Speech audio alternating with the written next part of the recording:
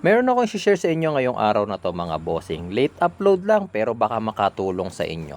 Nung nakaraang taon kasi 'di ba, madalas na nag-uulan at nagbabadya yung pagbagyo. Dito pa naman sa lugar namin kapag napalakas ng konti ang ulan, bumabaha. Kaya tuloy kapag ganyang madalas ang pagbagyo, sinisigurado ko ngayon na umaandar ang lahat ng sasakyan nila tatay. Sila kasi yung talagang apektado kapag umuulan at bumabaha. Si Bayaw, inabutan ko na binobombahan yung mga gulong ng tricycle ng tatay niya kasi nga umaandar naman niya mga yan kaso lahat flat. Ako naman, ito ang assignment ko, yung kotse ni tatay, isang 1994 Mitsubishi Lancer.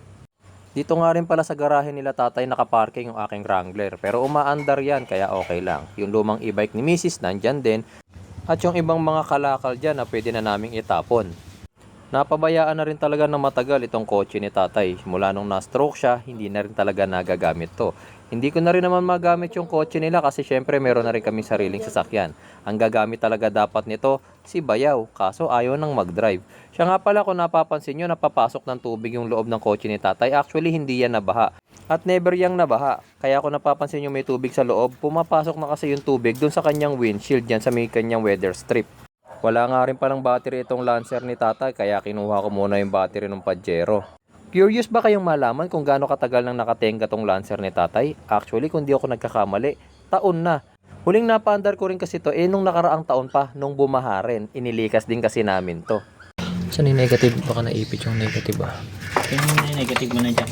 Umaya na tong negative, unahin ko na yan. Yan. Nagkautak. Ngayon, pinukpok. Sige pa. Wala kang alin? Meron. Guys, nandun sa amin guys. Ay.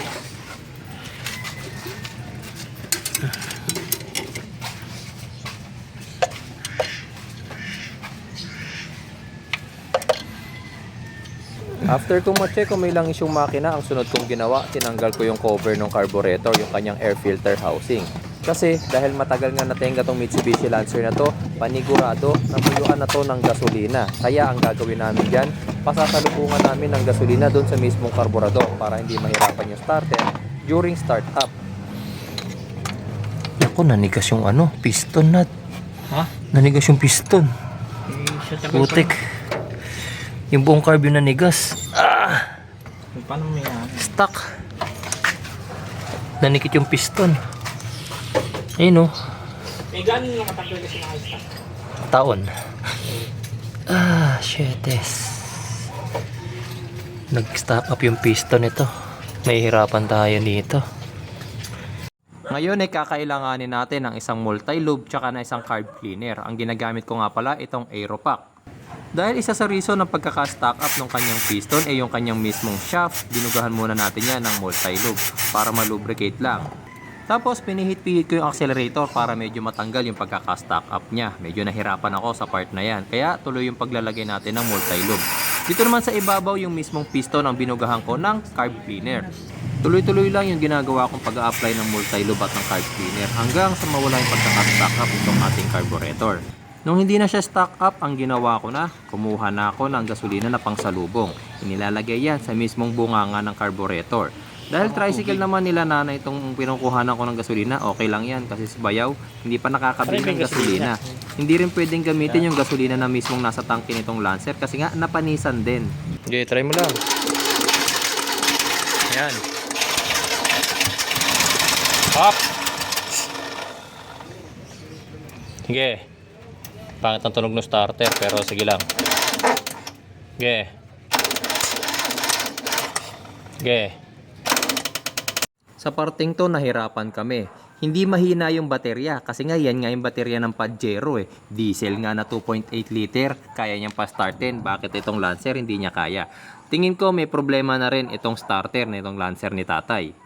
Pero wala na akong oras para bumili ng starter at magpalit, kaya kailangan kong piliting mapaandar to gamit yung mismong starter niya. Up! Wait, ge. Kaya next thing na ginawa ko, tinanggal ko na ng buo itong kanyang air filter housing. Para matulungan ko yung starter na mapaandar yung makina, kailangan ko kasing ma-choke dito yung mismong carburetor. Yung tinatawag na choke, tatakpan ko ng palad ko yung bunganga ng carburetor. Start. Up. Start. Up. Start. Okay, start. Medyo pinahihirapan ako ng Lancer na to na mapa-andar siya pero hindi tayo pwedeng sumuko kasi andyan na yung bagyo. Saan mo lalagay sa baterya? Hindi, dito. Sige na. Pag sa battery, alam mo na. Tapos hindihan mo na lang. Sige na. Game. Start mo uli. Pambang na yan. Ikaw naglagay, no? Sige. Oh. Sige. Sunod na ginawa ko nga pala rito, pinabili ko na talaga dyan si Bayaw ng gasolina. Nauubos na kasi namin yung gasolina ng tricycle.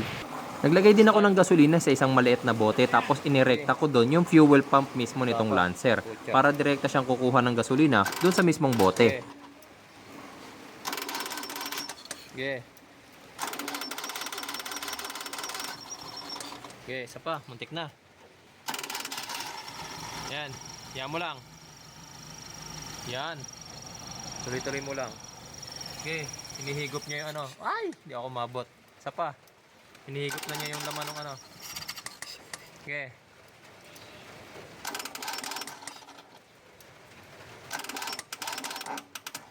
Dali. Okay. Okay. Okay. Mandar ka na. Mandar ka na, dyan yung bagyo. Lumalakas na yung bagyo. Bagyong kwan, nalayo dito na. Yung bagyong 1.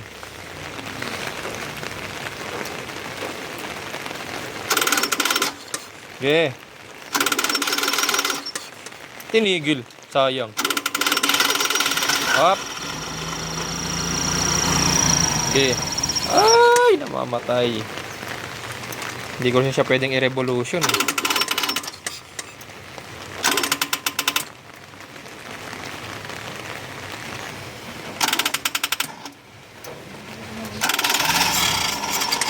Sayang. Okay. Okay. Okay. Okay.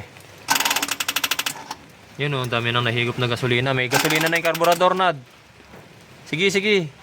Marami na siya nahigop. Kailangan na lang talaga ano, mapastart siya.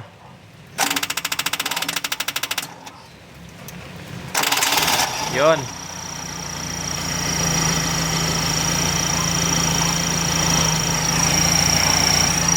Tahimik pa rin ang makina niya, guys, oh.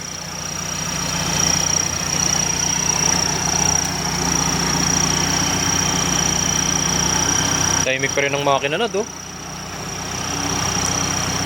Grabe, oh. Gandang tambak yan. Naririnig nyo ba yung makina ng Lancer namin? Ito, pakinggan nyo. Grabe, walang kaalog-alog, oh. Pero maandar yan, ha. Tingnan nyo na lang yung ano, yung belt, oh.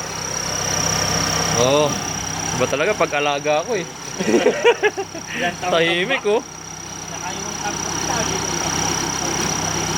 Grabe, tahimik nyo, oh.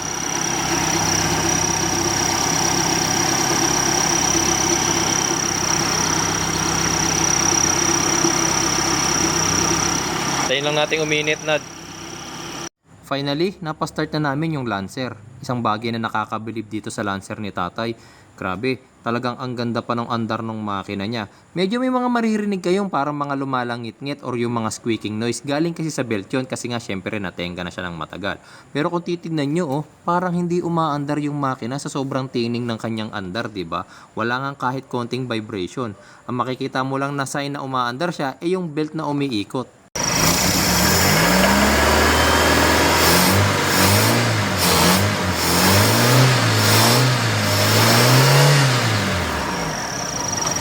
Grabe, oh. Ganda pa ng tunog ng ating makina. Walang kaalog-alog, guys. 1993 model Mitsubishi Lancer. Walang kahit konting vibration. Walang kahit konting ingay. Ito na nga at dumating na yung malakas na ulan. Buti at napaandar na namin yung makina. Pero hindi pa dyan nagtatapos ang problema mga bossing. Ang isang sasakyan kapag matagal na natenga, hindi lang naman yung makina ang nagiging problema niyan. Isa pang matindi dyan mga bossing is yung preno. Nag-i-stack up yan. Maya maya pag paandarin ko na yan, doon ko na mararamdaman yung mismong problema ng preno niyan. As of now, sinecure ko muna yung ating mga fuel hoses na nakakonekta ngayon dito sa ating bote. Diyan muna tayo naggagasolina dahil nga panis na gasolina yung nasa tangke niya. Nilagay ko rin dyan pala yung breather kasi nung umpisang umaandar yan, nakita ko bakit may tumatapong gasolina sa ilalim. Yung pala yung breather nga pala. Tapos yung mismong return din, nandyan na rin. Kaya kung mapapansin ninyo, 3 yung hose na nandyan dyan. Yan. So, test drive ko na guys. Kailangan ko masiguradong aandar syempre. Umaandar nga yung makina. Mamaya hindi naman tumatakbo. Okay, so nasa normal temperature na rin tayo. Nagkabit ako ng digital temperature gauge. Ayan, nasa 84 degrees na siya. Ayan, dito sa gauge ko, ano po, analog, di pa siya ganun kataas. Ayan, try ko muna, Nad. Sige, sige. Ah! Ah! Mukhang stack up yung preno sa likod. Ayaw niya umano, Nad. Pinipuwersa ko na eh. Ayan o. Ayan o. Oy, Tumunog. tumunog. Tumunog yung preno? Oo. Ayos yun, yun na yung kailangan natin. Sige lang, sige lang. Doon ka na ulit.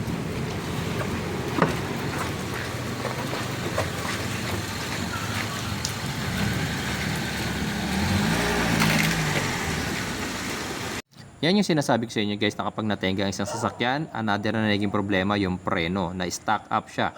Pinwersa ko na lang talaga na paanda rin siya dyan. Buti na nga lang, bumitaw yung mismong handbrake sa likod. Kung napapansin nyo rin dyan na bakit parang ang bagal ko mag-atras abante ng sasakyan, kasi nga naman meron pang isang problema.